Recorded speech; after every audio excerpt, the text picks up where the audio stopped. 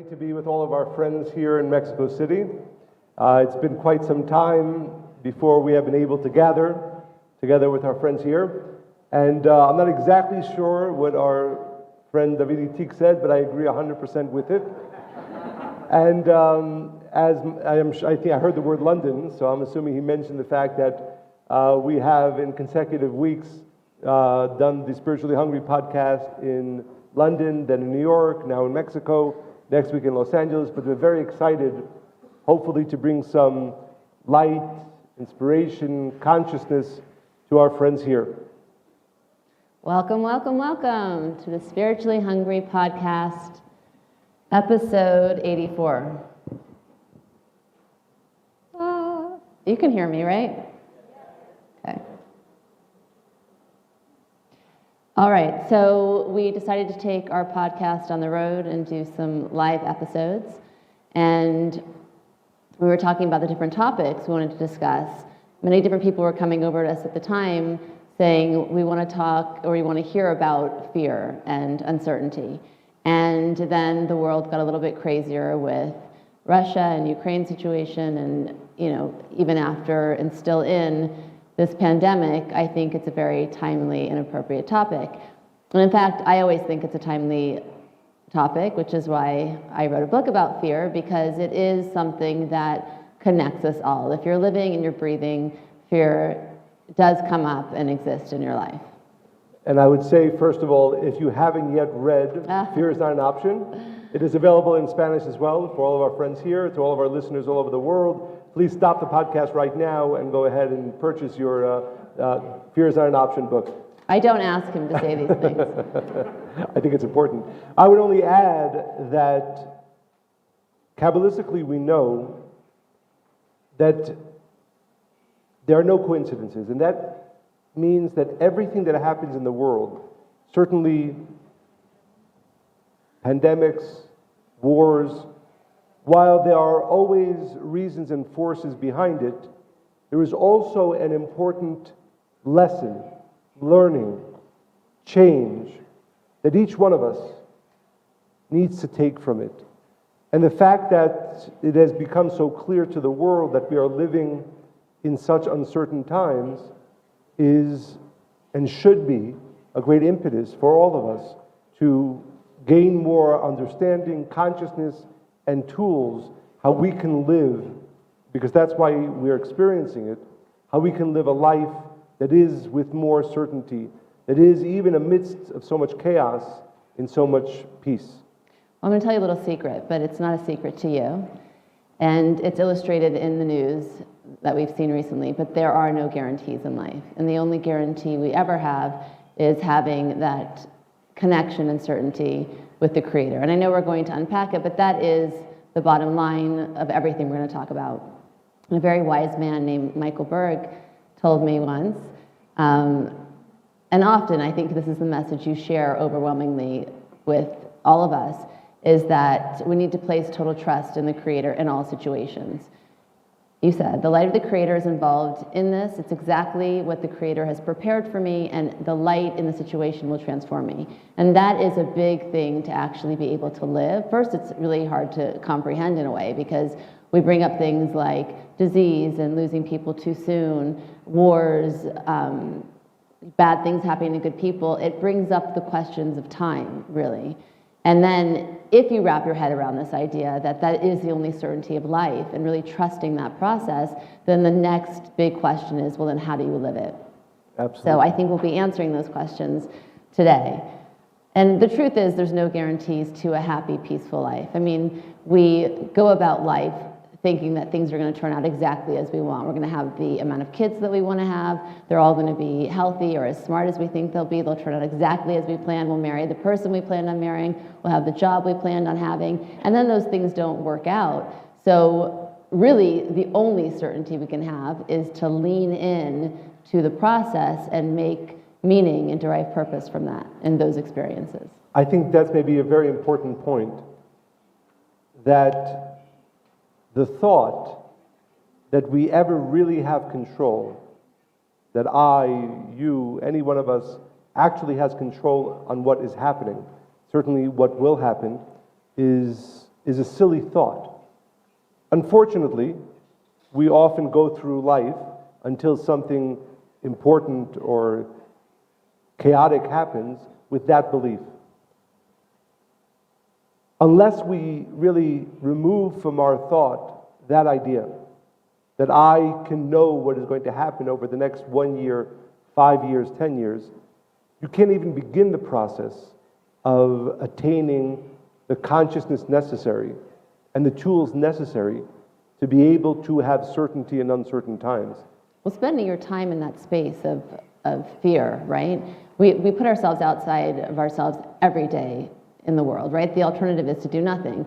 We reach out to people to become friends. We don't know if that friendship will be reciprocated. You can say the same about romance or love.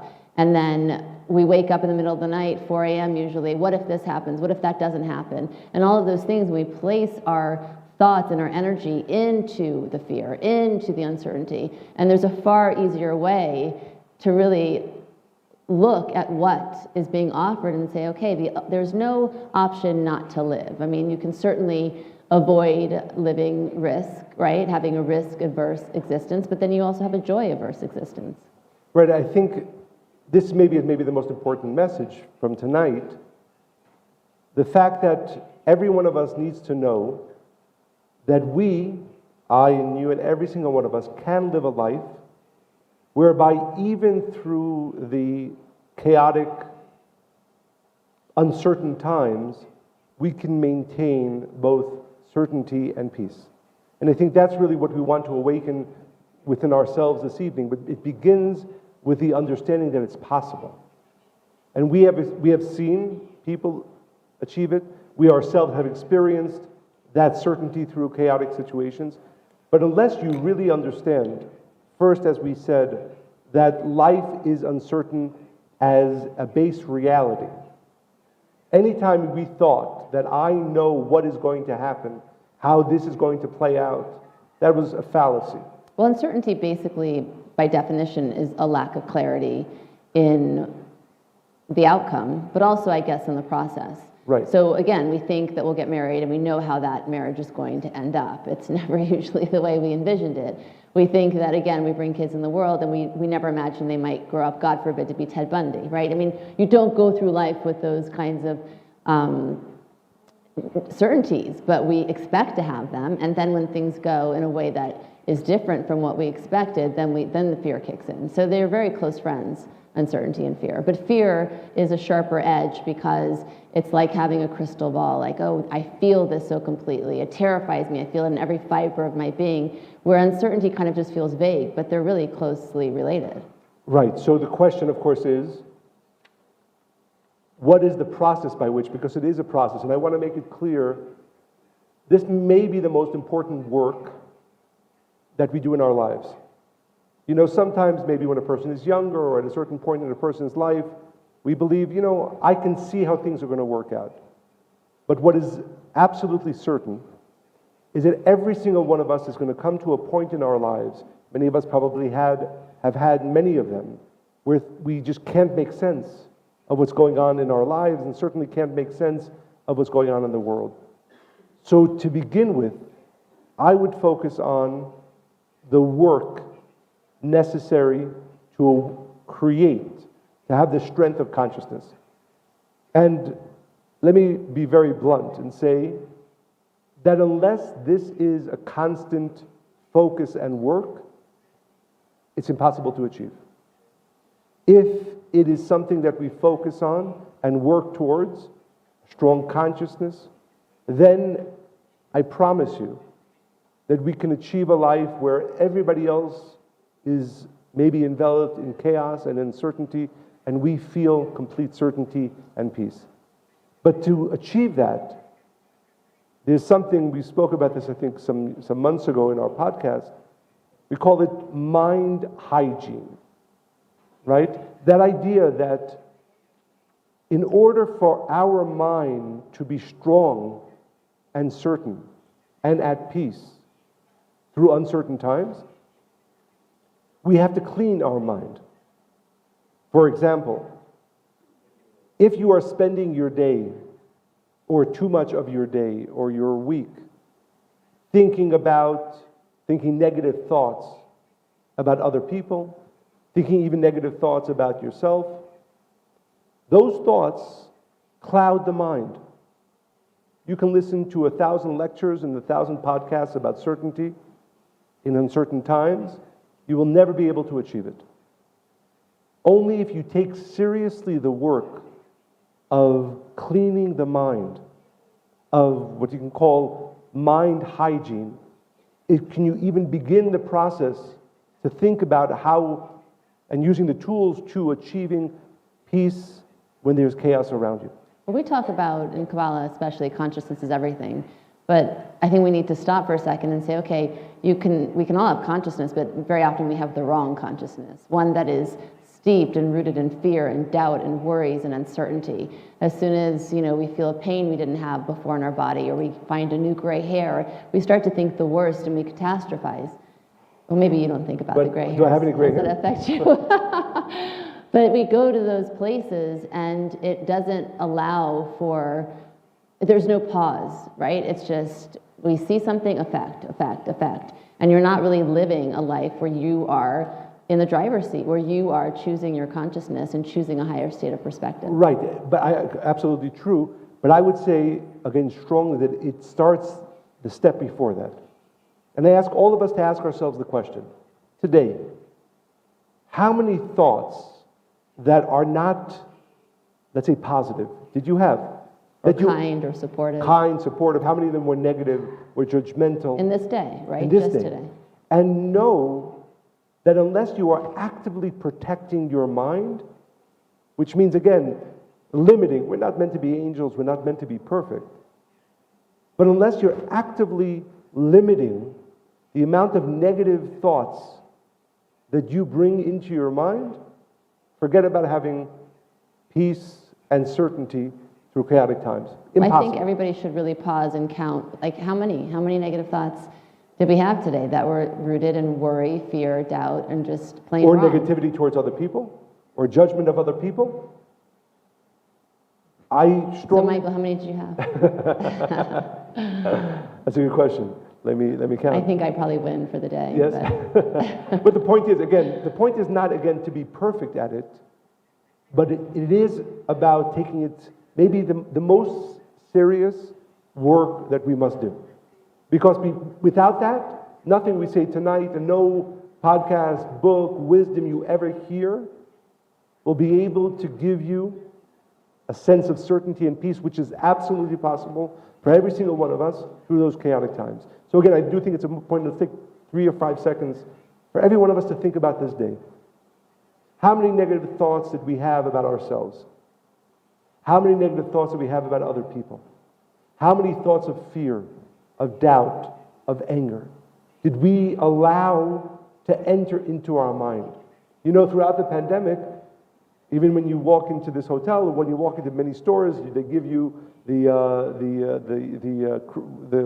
sanitizer. Well, today was to clean your upgraded. hands. Yeah, we actually, Monica and I went for a walk with our kids today, and every place we walked into, it's surprised, because in New York and LA this was a little bit less felt, in London as well, but everybody gives you sanitizer. Everybody was aware, at least through the early stages of the pandemic, you have to keep No, but here you have to sanitize your shoes. Oh, we found that. Yeah, what is that, by the way? But by the way, I want to get one for the house. Does anybody have a good explanation? Cool for the house. I don't know, maybe. So you have to sanitize your shoes before you walk into a store or a restaurant. Interesting. But the serious point is that... That's pretty serious, though. That's serious? Yeah.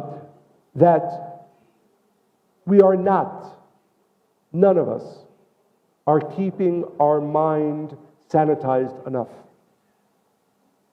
And unless we seriously take that work, which means this evening, tomorrow, after you hear this podcast, be aware of the negative thoughts that are coming into your mind and say, look, I might not like that person, and I might feel free to judge them, but I know one thing. If I allow that thought to enter into my mind is polluted.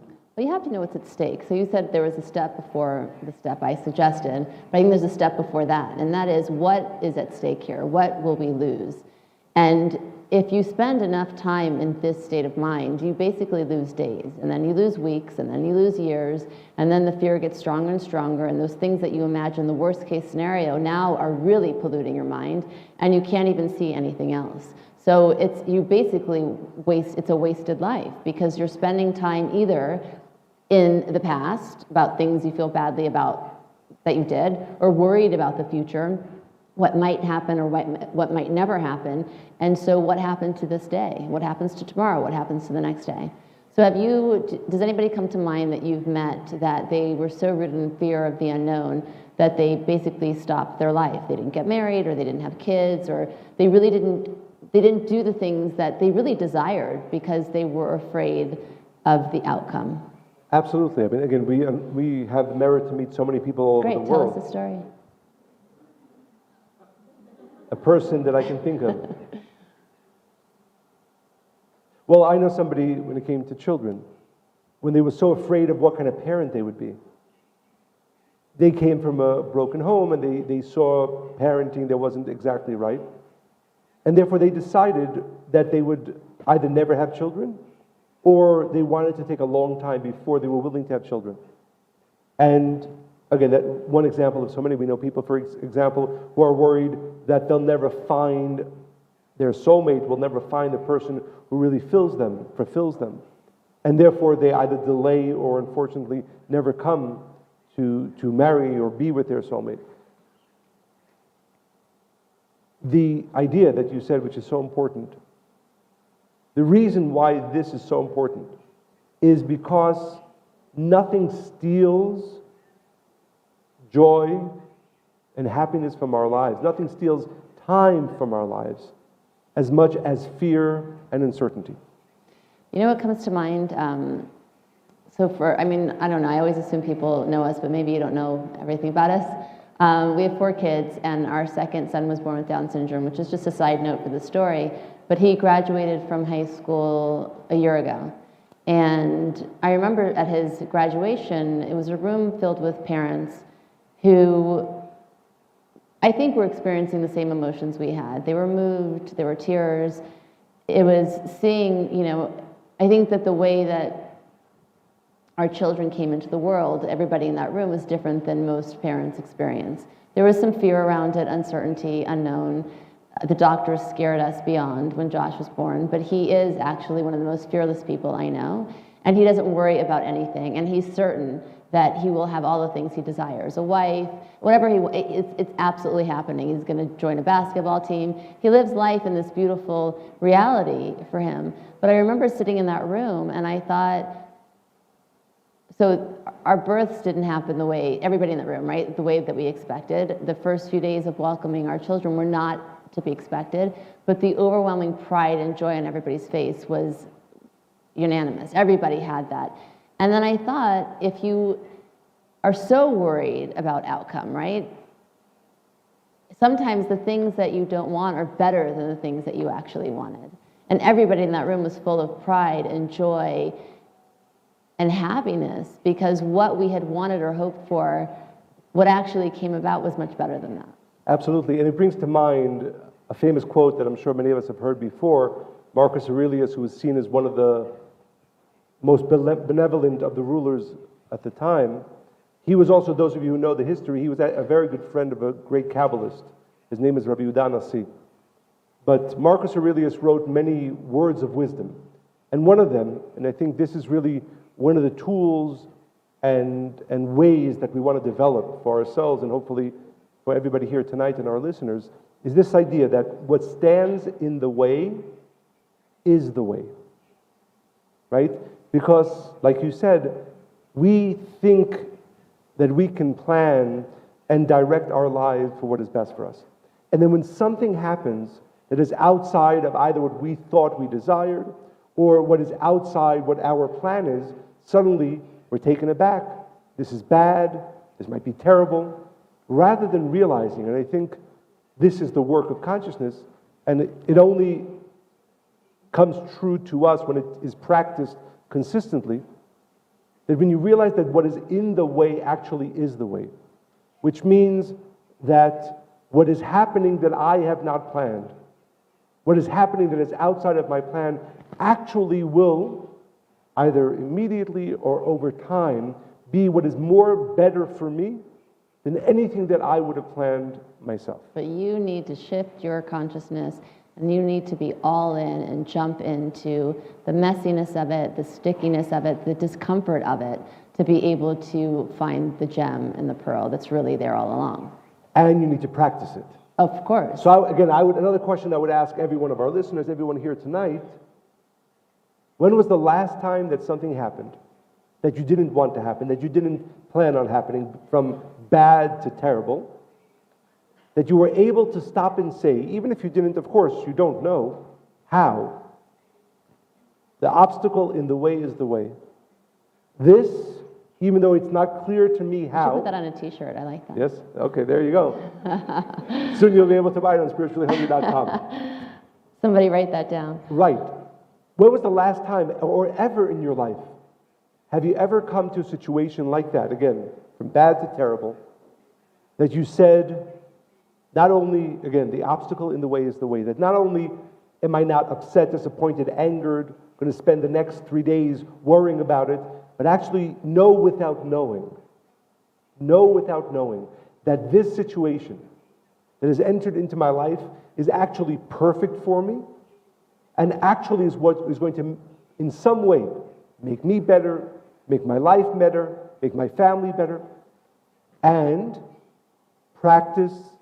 Well, that's basically what surrendering is, and people don't like that word because it sounds like giving up, but it's not. Surrendering is to stop holding on to your narrative and stop fighting the fight you believe you need to fight and leaning into something far greater. It's surrendering to something bigger than you. And it's really a beautiful experience when you do it. Yeah, I mean, I know in your book, which maybe you'll share with our friends here tonight, there's a story that you tell about surrendering. But before that, I wanted to, again, just underline this point because it's so important. And, you know, for Monica and myself, really, when we share, especially through Spiritually Hungry, our desire, although we enjoy speaking with each other, and I have to say, I'm very happy to have all of you here the evening this house.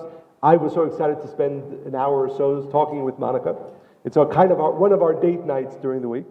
But also, hopefully there's something that we can awaken that creates real inspiration and change. So I think if you want to cement that idea, when was the last time you understood or experienced the way is the way? Oh, all the time. Can you All tell the us? time. So, like I said, I think it's a gamut, right? So, last night, we were at a wedding and something happened that, you know, I thought was sort of out of what I thought the plan should be. And then afterwards, I was talking to somebody, and I said something very simple, which I believe wholeheartedly, completely, is that if this happened, the one thing we know is that this was absolutely the best thing to happen. That had our plan gone as we had hoped for it to go, it would have been less better than what actually happened. But I do want to make this very clear. Everybody here, every one of our listeners can get to a life where our friends will look at us and say, you're crazy. This is happening in your life, or this is happening in the world, and you're at peace, and you're actually happy about it. It doesn't make any sense. But if you practice. This is a story I often share, but it's one of my favorites. And this number of years ago, we were traveling from LA to New York on a flight, and I sat in my seat, and some other passengers were coming on board, and one of them was putting their luggage in the overhead compartment right over my head, and they had a big venti, I think it's called, Starbucks, but one of those sticky ones, right? Sugary. One of those sticky, sugary, and it fell out of their hands, and the cup opened, and it spilled all over me. So the first thought I had was, oh my God, for the next 6 hours, I'm going to be sitting in sticky clothing. And my thought was, I'm so happy it wasn't me. But my second thought was, even though I don't understand why, I have complete certainty that this is the perfect thing for me. You did. You recovered very quickly. And therefore, the next 6 hours, even though one could say, what are you sitting there in your sticky clothes? You must be uncomfortable. I can honestly say that the 6 hours were actually better for me because they actually had purpose. Even though I don't understand exactly why it was necessary for my development, for my growth, to sit 6 hours in sticky clothes, I had clarity and certainty that that was the case. And therefore, those 6 hours for me were not only better than had my clothes been unsoaked in sticky Starbucks coffee, but they were actually better and more purposeful. And therefore, I cannot underline this or stress this enough. You have to practice this all the time, which means, again, you're stuck in traffic, somebody said an unkind word to you, something really bad happened. You can repeat those words in your mind. I might not understand exactly why this is for my best, but I have certainty that it is. And if you do that enough, that strength of mind becomes your reality. And then people will be looking at you and saying, this is happening in your business, this is happening in your family, and you're so at peace, and you're so happy. How can that be? Yeah, because I practiced for a week, for a month, for a year, for 5 years, for 20 years. And let me say this also. Every one of us is going to come, maybe as I said, you will come to a point in your life, to a situation that is overwhelming.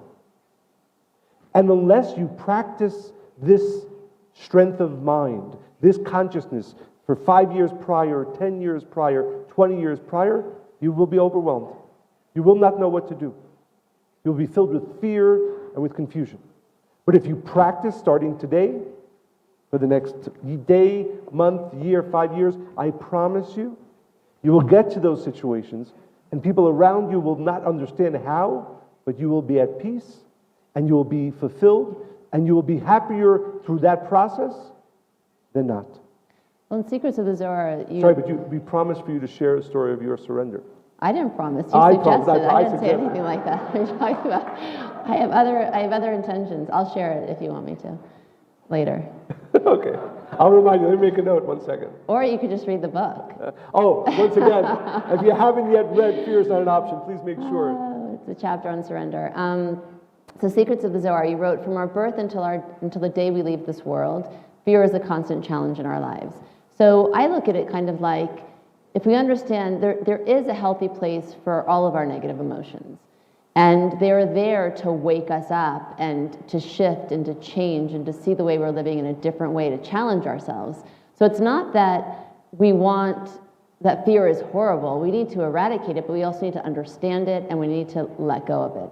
So I will say this, in my book I identify 3 different types of fear because I think this is a really powerful way to navigate fear. So there's 3 types. There's healthy, real, and illogical.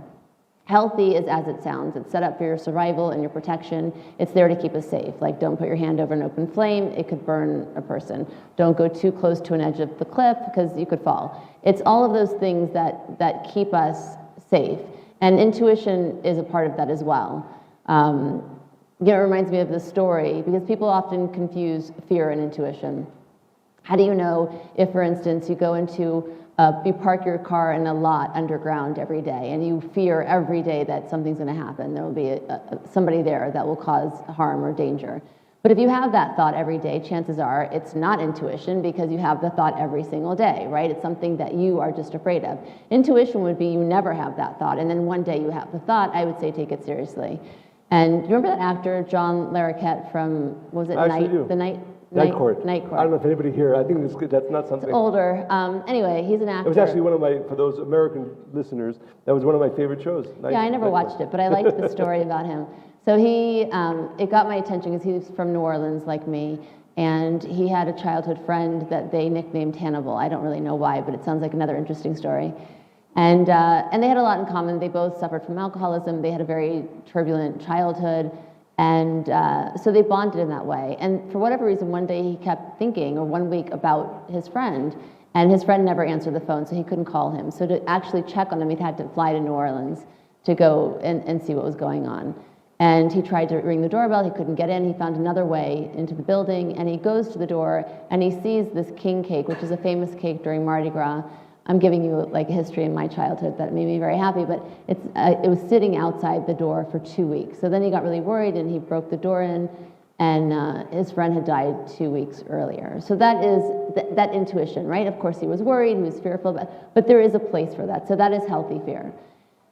And And there's a way to learn to practice your intuition, which maybe we'll go into later. The other one is real fear, and that's based in reality. It's fear of disease, aging, death, losing your loved ones. These are real fears we have in life, right? But even with that, that can be transformed to be a motivator for growth.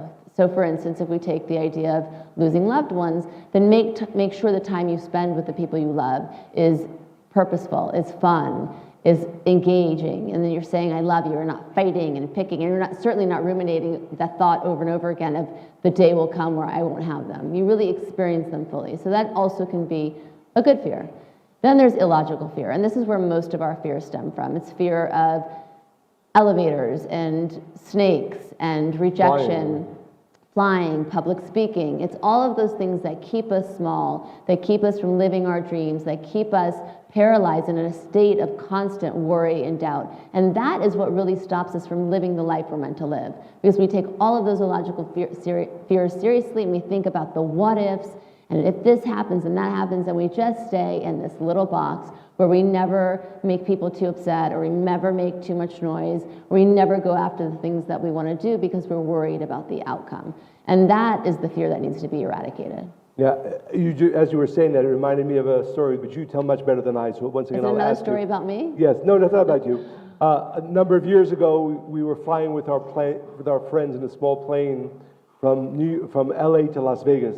And as we were, those of you who've ever flown that route, you know, in Las Vegas, Windy, sometimes it's very, very windy. So Monica, complete the story. So she's a very fun friend, but she was very uncomfortable with flying, and we are not, and her husband was not. But there was a lot of turbulence, like going up and down, and she starts to say, I don't want to effing die! She's freaking out, screaming. I'm like, nobody wants to die. You need to stop that right now. But she was full on in the throes of the illogical fear, because the chances of dying other ways are much greater than the ones we worry about. Which brings us to another important idea, that the way we view our lives, the spiritual way, the Kabbalistic way to view our lives, is that whoever I am today is meant to be even greater, even better, even more fulfilled. That a constant state of growth and change is necessary.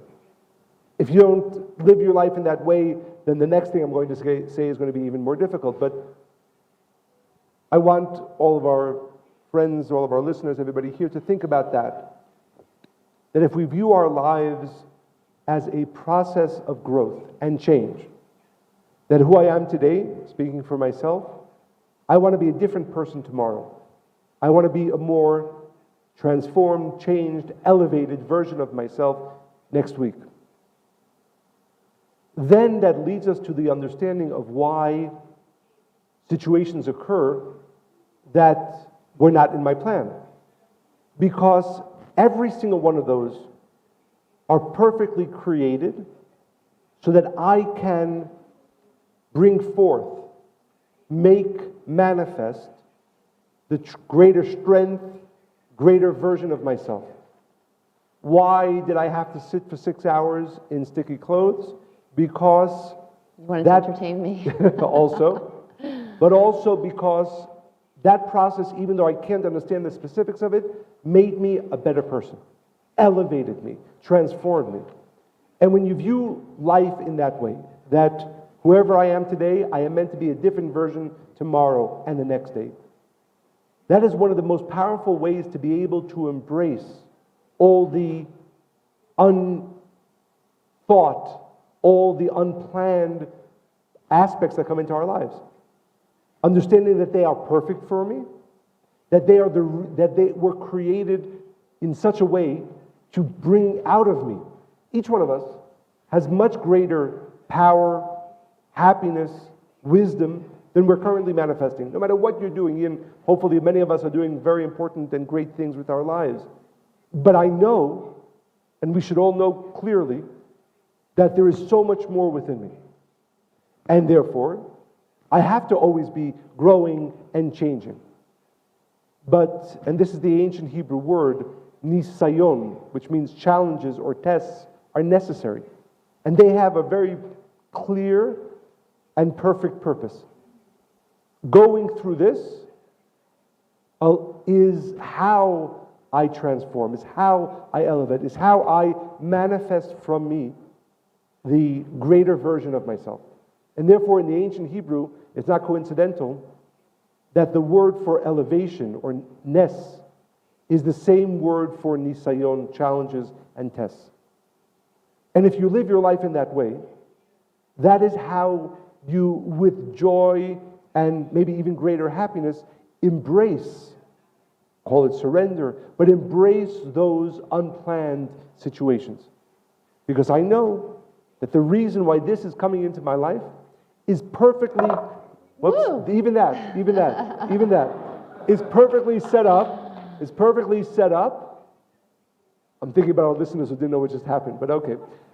Even that. Well, they can imagine. Yes, something terrible just happened. Even that is perfectly prepared to be able to bring out of myself a better version of myself. Well, think about the story we just told about our friend, right, on the airplane.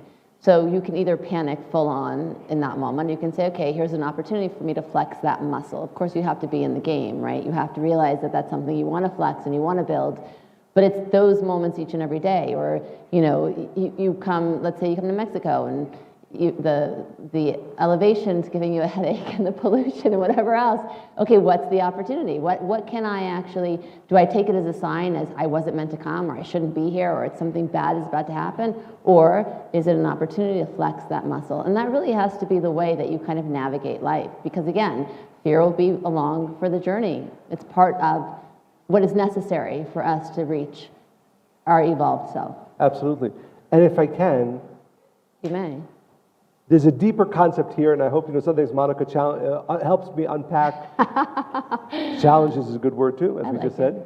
Some of the deeper concepts that I share, but this is so important, and I was inspired by it today as I was studying. The unknown, or as the ancient Kabbalists call the ayin, the unknown, has more light, more blessings than what is known, than what is called the yesh, what exists. So that means that life must be filled. You actually want it to be filled with the unknown, because there's so much more in the unknown than what is in what is. And again, I hope this is understandable, but what that means is that every time something happens, even if it's fearful, even again, it's a difficult challenge that you have to deal with, remind yourself, and this has to become our mantra. In the unknown, there is more light and blessings and fulfillment than in the known.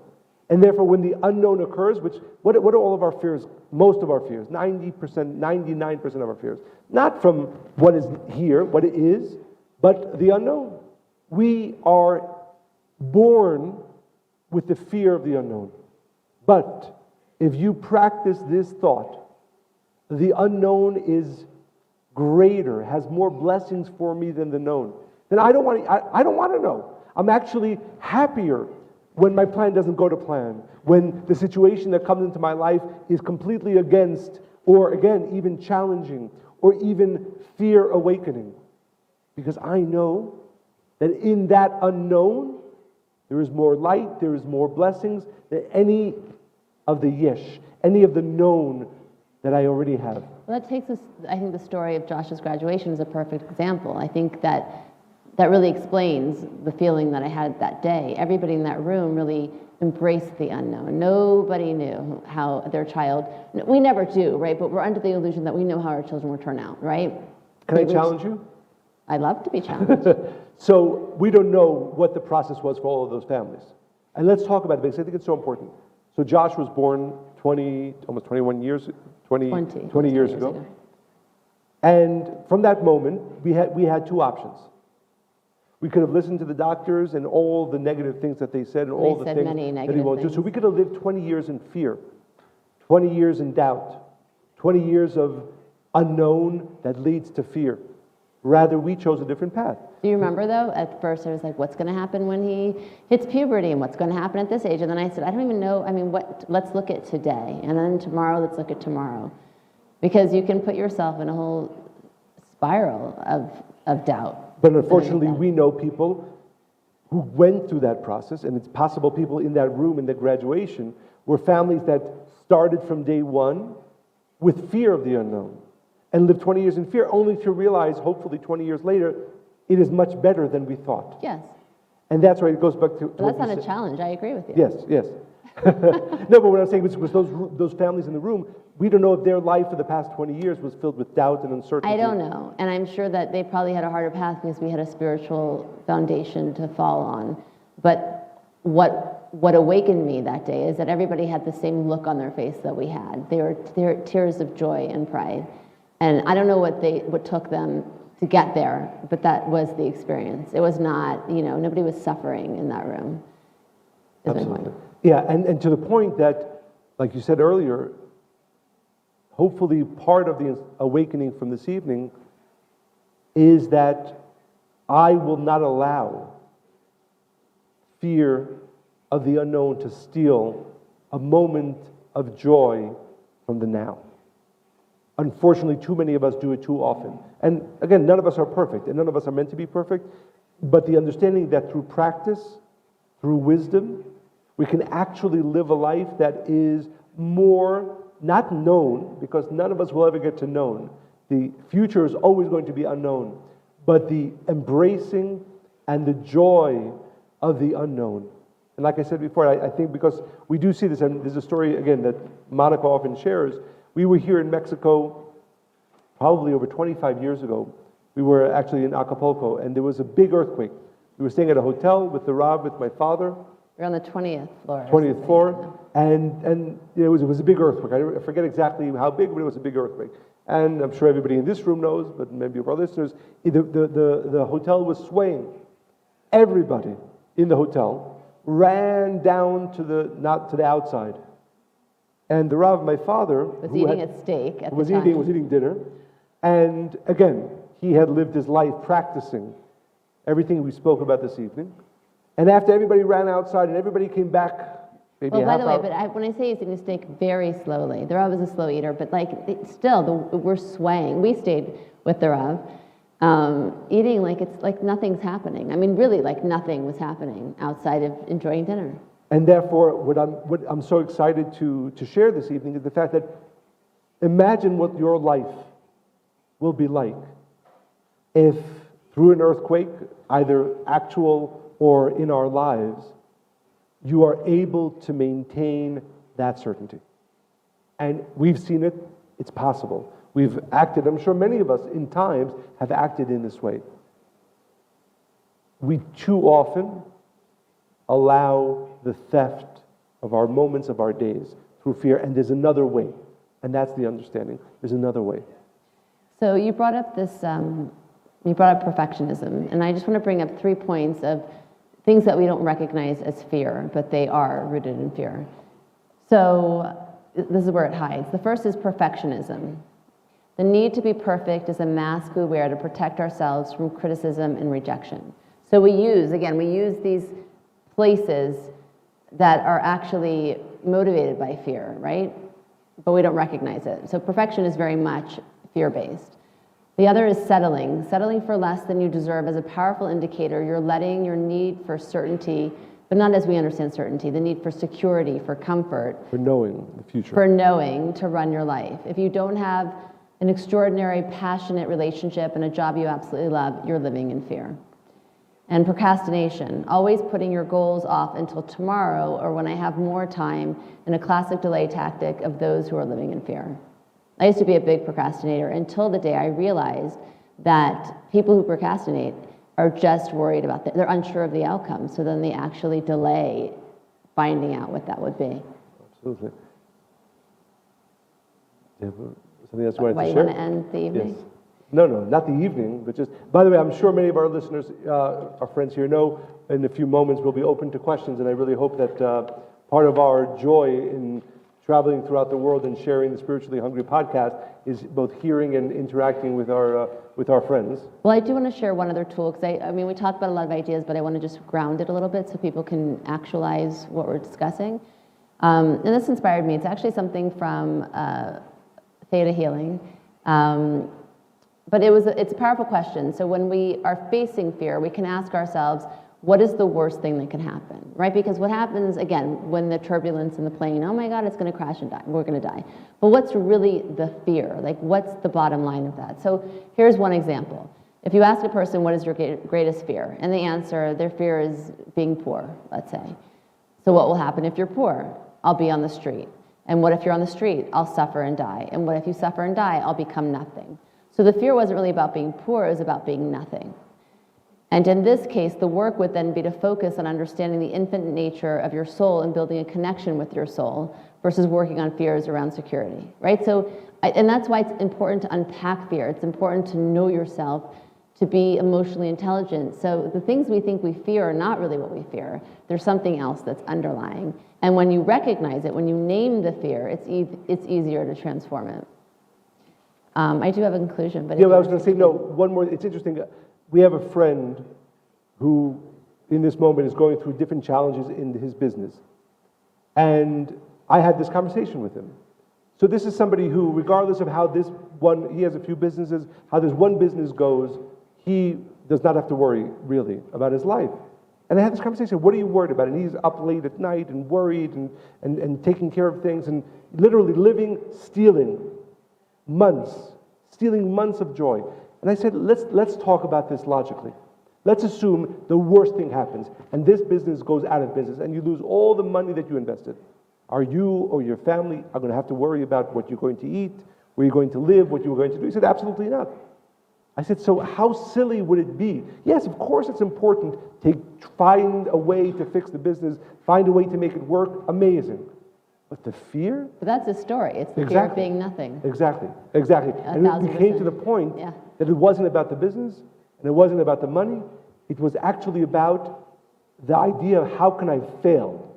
How could I have failed? And so often in life, that's the reality. Where if we follow the fear thought all the way through, if this okay, what's the worst? What's the worst? What's the real reason?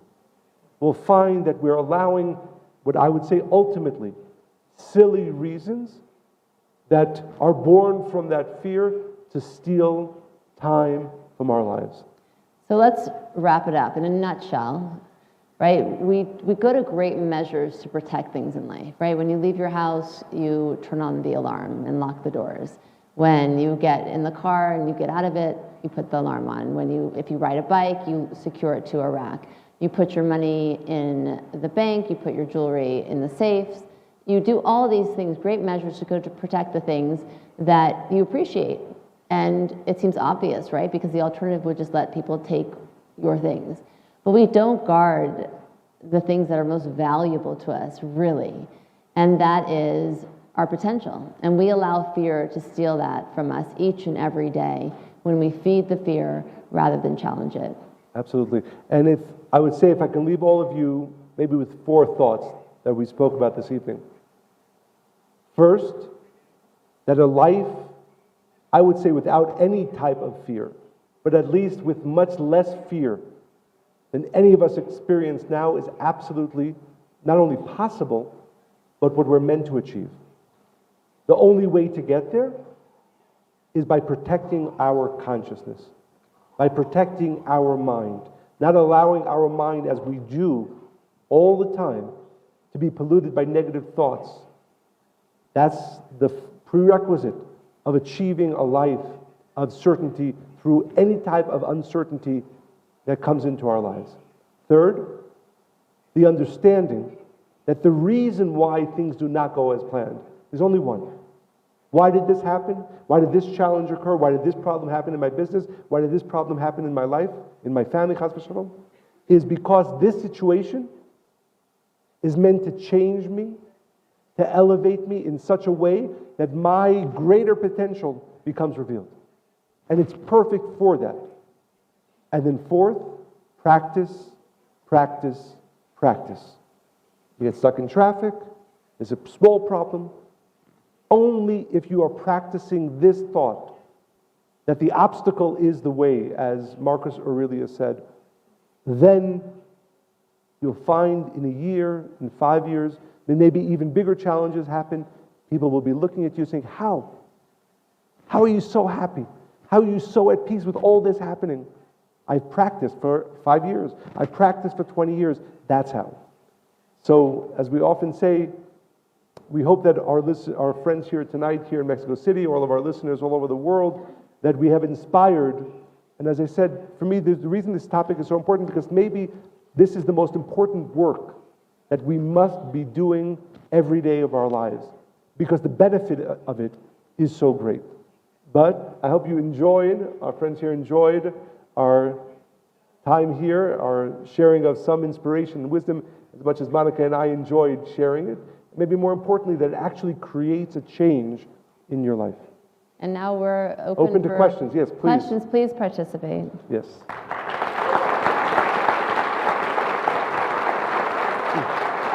Thank you.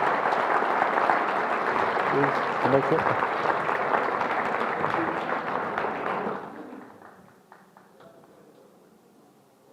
Is he good?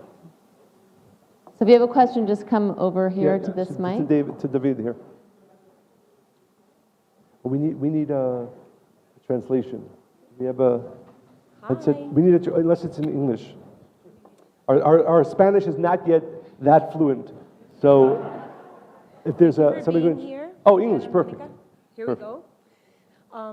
So one of the first things I learned when I started studying is how you can choose what you see and what you hear.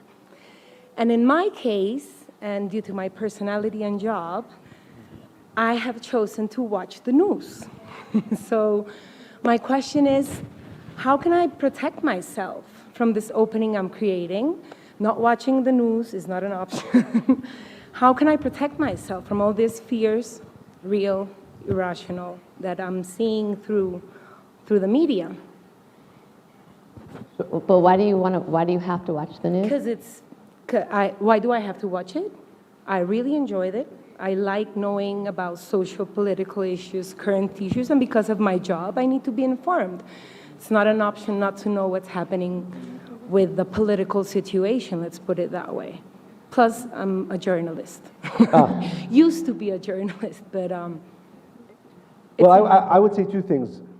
You know, maybe we don't always think about this, but you know, we think that the mind's job or purpose is to take in information. But actually, scientifically, the most important task of the mind is to limit the amount of information we take in. For example, and this is again scientifically proven, as we sit here in the room, there's more than 1,000 things happening right now in this moment, right? This person might be moving, this person might be, listening, this person might be standing, right? So why is it that we're able to think clearly when there's literally at every moment thousands and thousands of pieces of information entering the mind? Because the mind's most prominent purpose is to be able to filter out 99% of what is happening right now in this room for me and allow me to focus on hopefully what is important for me. So the ability to take in information, but not to be enveloped by it, is only achieved through the daily practice of what we spoke about tonight, which means next time you're stuck in traffic, right? Because, by the way, I watch the news as well, and I would assume, not knowing you well enough, that me and you can watch the same thing, and while we might both take in the same information, one of us might focus and think about it in a negative, right? In a negative way that causes either fear or sadness more. You experience it differently. Right, the way we experience. So two people can take in, as happens throughout the world, the exact same information, but one person will take it in and hold it as information. Another person will allow it to emotionally, or at least even in the mind, go over and over and over. Practice, practice, practice. I promise you that if every day of your life, when the small things happen, your sister or brother or mother or father or friend say something you don't like, and you stop and you say, this is happening because this is only for my good.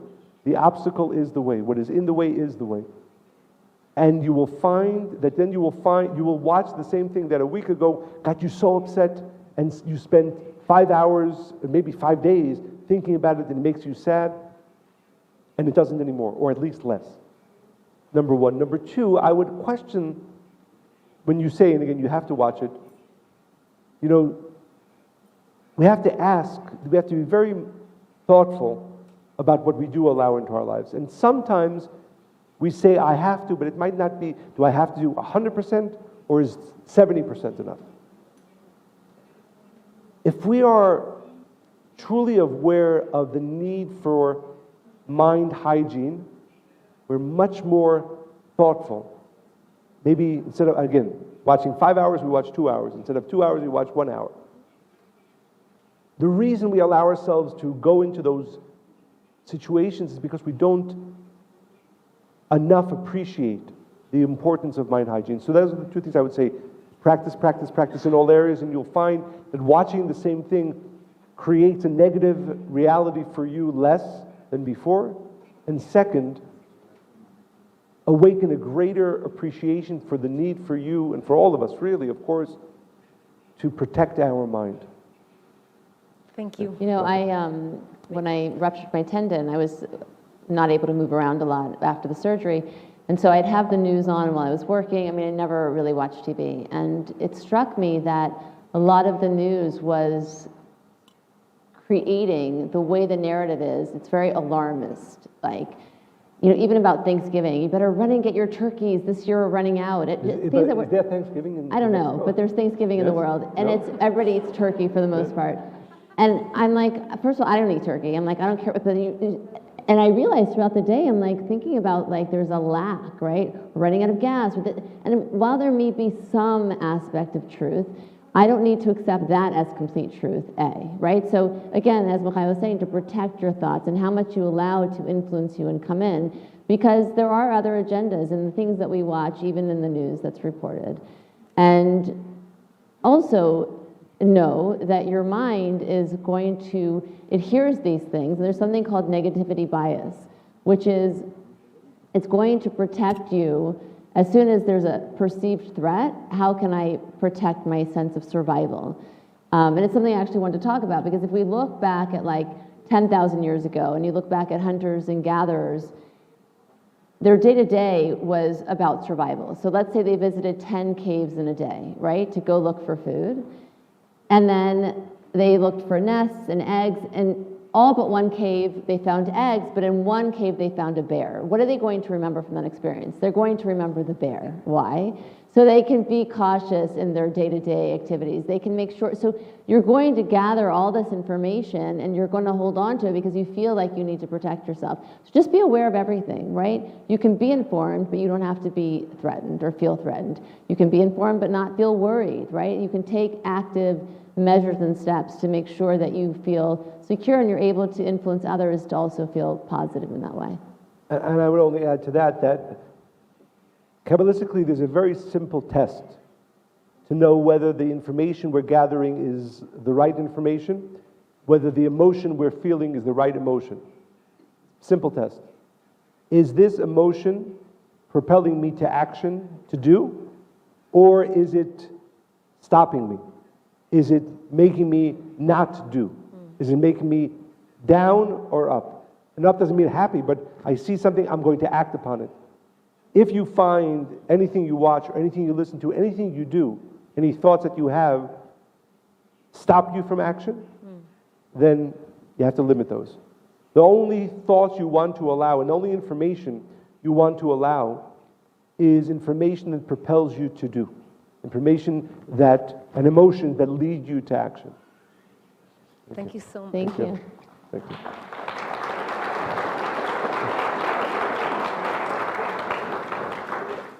Sorry, what's your name? Lydia. Lydia. Thank you for coming to Mexico City first. I'm going to read it. I have felt that every time I trust my physical body, I have less fear and more certainty in myself and the Creator. How does this relate with the spiritual realm? Can you explain that a little bit more when you say Yes. trust your physical body?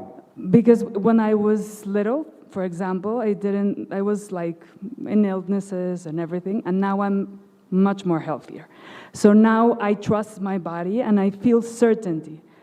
So how does this relate with the spiritual, if it's physical? Right. Well, Well, everything's body, mind, and spirit, and you can't have just one operating and not the other. I think that sometimes we heighten just the spiritual and we ignore other aspects of ourselves. So it goes back to intuition, right? When you, sometimes people ask me a question and I say, okay, ask yourself the question and what feels better to you. Like, should I do this or that? And realize what happens to your body as you say one answer versus the other. When you say the truth, actually, you feel more relaxed. Your back is lifted. Your breath is deep and slower, right? And when we feel or say something that is not attached to our soul, our body tightens, our breath shortens. So of course the body is going to indicate things that the soul knows, and it's our way of understanding it and hearing it. So there's no, it's actually to be very connected. Your body, mind, and spirit need to inform each other and work together. absolutely. I would just add to that, there's a really great book. It's called Why Zebras Don't Get Ulcers. And the idea is, and this is why tonight, even though maybe we spoke a lot about the spiritual, and that's a very scientific-based book, we have to understand everything we spoke about tonight is as important for the body as it is for the soul, for our mind, for our consciousness.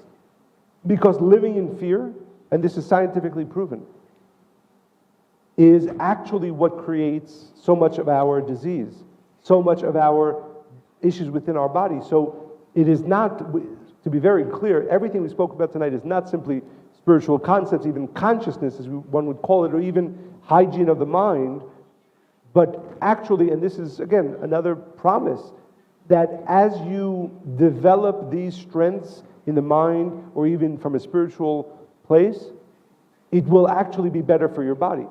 So the body-mind connection, as Monica mentioned, is both absolute and learn from each other and necessary. So it's absolutely both connected, and everything we spoke about, even though it is on some way a way of consciousness and thought, it is an absolute influence constantly on our body. Thank you. Thank you.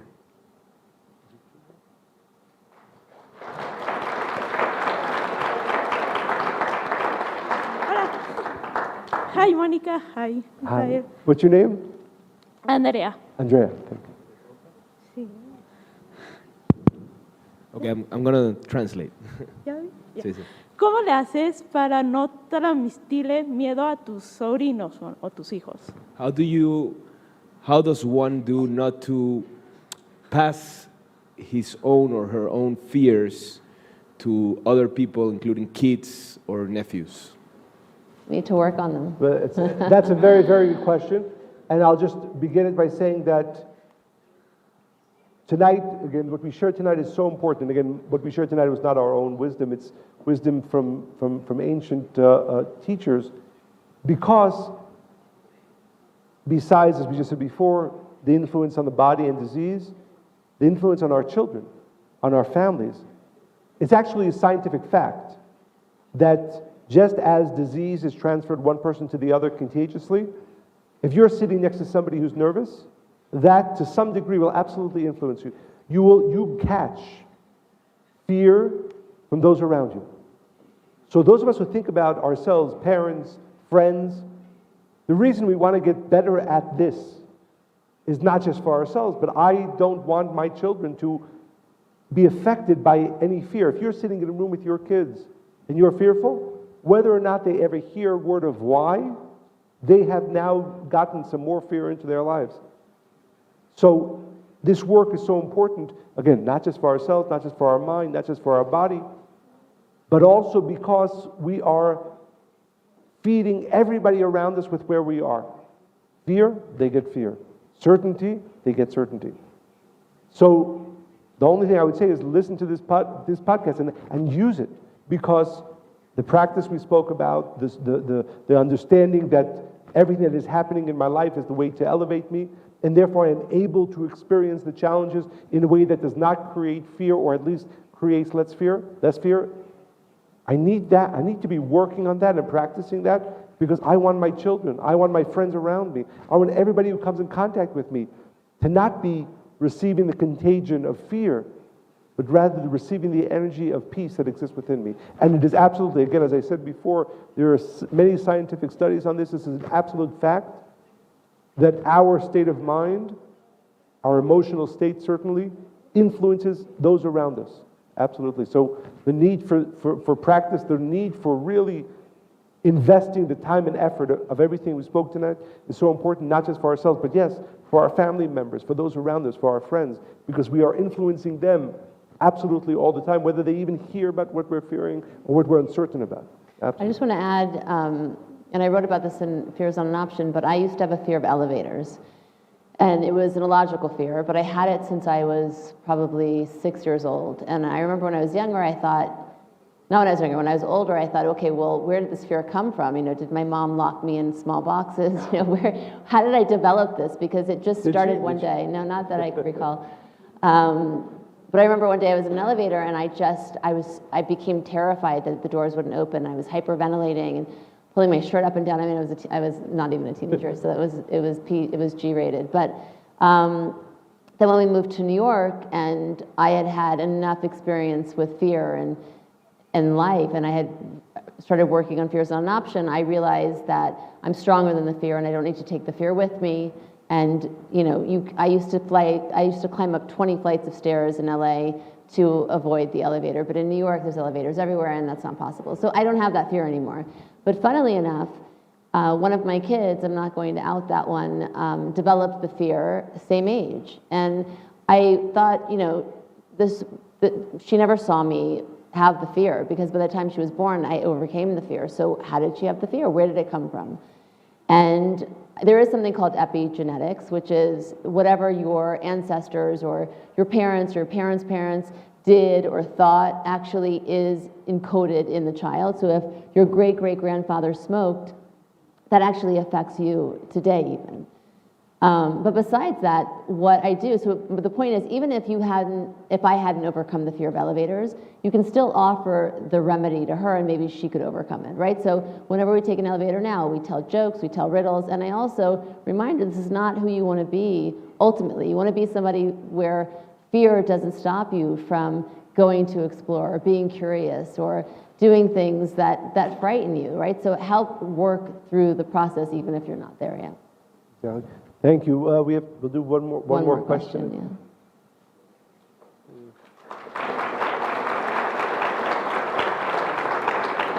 Power of women. Not one man got up to speak tonight. Absolutely. Women are brave. He has a question. Now the men are going to come.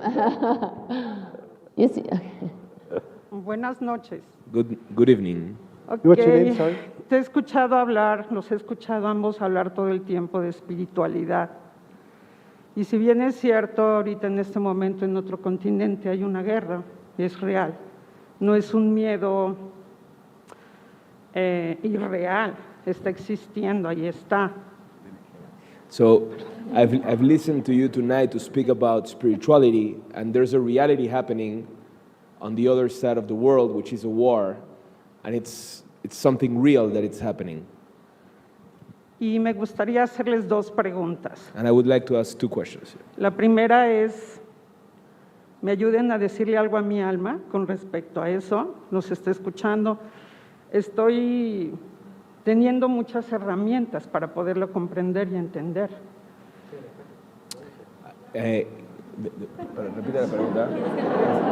No, la pregunta no la entendí. Que si me ayudan a decirle a mi alma. Can you help me understand my soul why this is happening? Y después, el centro de Kabbalah, ¿cuál es su posición del centro de Kabbalah ante la guerra? And what's the stance of the Kabbalah Center with this situation?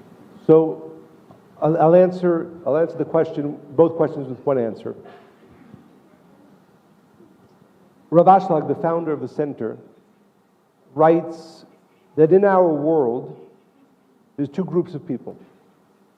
There are what he calls the builders of the world, those who are involved in doing good not only for themselves, but making things better in small ways and great ways. They're called the builders of the world. And then there are those who are called the destroyers of the world. Those who, through action, create destruction, create death. And while, of course, it is important that through political means and otherwise, whenever there are great calamities, wars, destruction in the world, that has its place, but Kabbalistically we ask the question, what is the root? Why does our world still have war? Yes, there's a war right now, but there was a war a year ago, and 5 years ago, and 20 years ago, and 50 years ago, and 100 years ago, and 200 years ago. Why does our world still have wars? And the answer is, because there aren't enough builders of the world. We collectively, and I say we, of course, not just everybody in this room or everybody listening to us, are responsible for everything that happens in our world. And while, of course, not every one of us has the physical influence to create the change or the cease of war and calamities and destruction and death, none of us are living up to our responsibility. And therefore, because you're asking a question to the rest of us, not just to presidents or leaders, then what I would say is that if, and this I can say, this for thousands of years, the Kabbalists have been speaking about it, to give the example, if 100% of our world, consciousness, desire, and action was to build this world, there would never be any wars. There would not be any destruction. There would not be any death. So for me, and for you, and for every one of us, the question of how do I bring an end to this war, we don't have the answer tomorrow. Not even the leaders have the answer to that question. But we do have what we must do. And the question that we have to ask ourselves is, how do I become a builder of the world? And that has to become into action. Whatever that means for you, whatever that means for me, whatever that means to any one of us. And I promise you that the day that enough of us, I mean humanity, thinks in that way and does what they can to not be a destroyer of the world, but a builder of the world, there will be no more wars. And that really is the position of the Kabbalah Center. And this is the work that we do. We have to change the consciousness of the world. Yes, it begins with a lot of what we shared tonight, but it also begins with that understanding. Our world has two forces, building and destroying.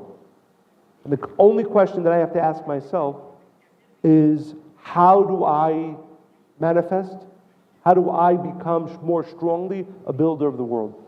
And I would say again, none of us are doing enough. None of us in this room, none of us listening to us are doing enough.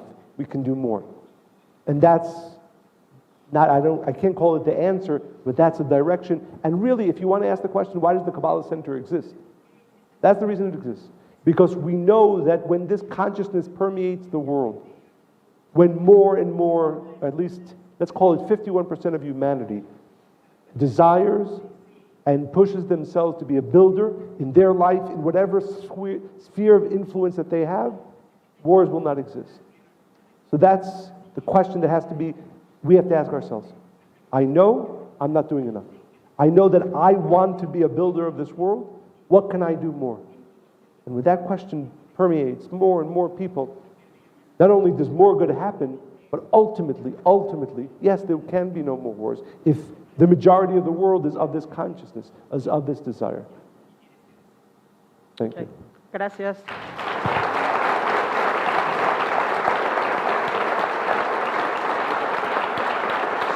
So thank you again to all of our friends here. We really enjoyed this time with you, and we hope one of many more now that the world is a little bit more open. But thank you all for coming, and I hope that in our sharing this evening, there is something that you can take that creates a positive change, that creates a positive inspiration in your life. Thank you. Stay spiritually hungry.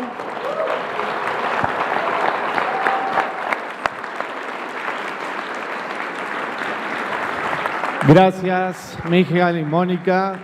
Va a haber un convivio que terminando aquí unos anuncios que tenemos. Primero quiero agradecer